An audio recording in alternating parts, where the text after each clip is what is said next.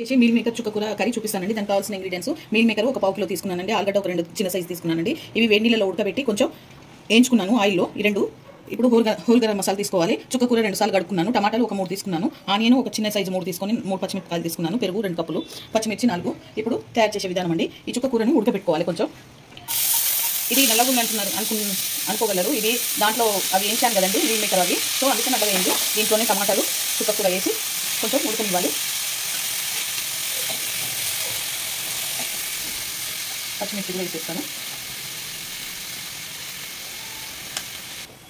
బాగా కలుపుకోవాలి. ఇది ఉడికిపోయింది. ఇక బంద్ చేసుకొని మిక్సీకి వేసుకోవాలి. మెత్తగా పేస్ట్ చేసుకోవాలన్నమాట. అలా మెత్తగా పేస్ట్ చేసుకోవాలండి. టాప్ చేసుకోవాలి. ఆనియన్స్ 2 పావుల నూనె పోసుకుంటున్నానండి.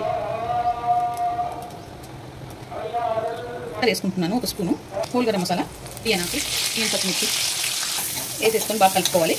ఇవి కొంచెం బ్రౌన్ కావాలి అండి. కొంచెం వేగాయి. ఇప్పుడు దీంట్లో పసుపు, సగం చెంచా పసుపు వేసుకుంటున్నాను.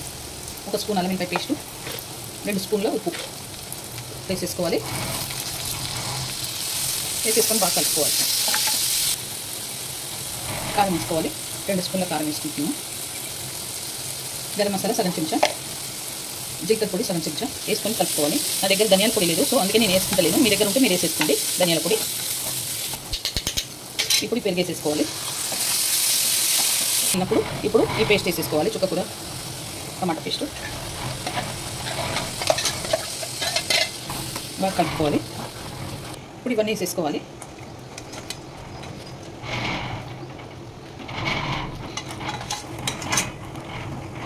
వేసేసుకొని కలుపుకొని 1 గ్లాస్ వాటర్ పోసుకోవాలి.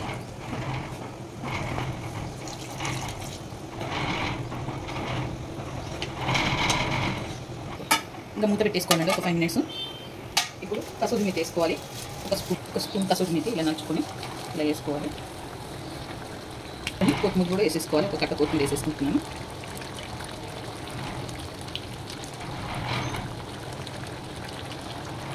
ఓకేనండి, చుక్కకూర మీల్ మేకర్ కర్రీ రెడీ అయిపోయింది. ఈ వీడియో కనుక నచ్చితే లైక్ చేయండి, షేర్ చేయండి, కామెంట్ చేయండి, సబ్స్క్రైబ్ చేయండి. చాలా బాగుంటుంది. రోటీస్లో కానీ, బగార్ రైస్లో కానీ, ప్లేన్ రైస్లో కానీ, చపాతీలో కానీ, పూరీలో కానీ అన్నింటిలో బాగుంటుంది. మీరు ట్రై చేయండి.